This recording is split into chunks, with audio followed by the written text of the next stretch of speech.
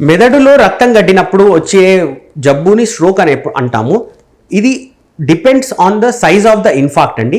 చిన్న చిన్న స్ట్రోక్లు వచ్చినప్పుడు వాటికి మందుల ద్వారానే వైద్యం చేసి ఆ రీకాలిబ్రేషన్ అయినప్పుడు దానికి చేస్తాము.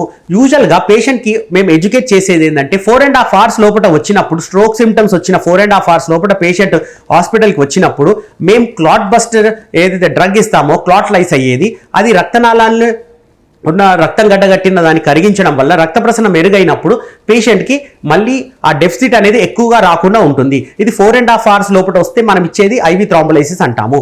దాన్ని మించి సమయం వచ్చినప్పుడు పేషెంట్కి మనము మెకానికల్ థ్రాంబెక్టమీ అనేది కొత్తగా నూతన విధానంలో ఇది వచ్చిందండి. ఇప్పుడు ఈ వైద్యం ద్వారా మనము క్యాథెటర్ని బ్రెయిన్ వరకు పంపించి ఆ క్లాట్ని ఏదైతే ఉందో అది తొలగించేందుకు మనకు దోహదపడుతుంది. సో ఈ సమయపాలన పాటిస్తే పేషెంట్కి రికవరీ చాలా మెరుగ్గా ఉంటుంది. సో అన్ని స్ట్రోక్స్కి కంపల్సరీగా సర్జరీ చేయాల్సిన అవసరం ఉండదండి.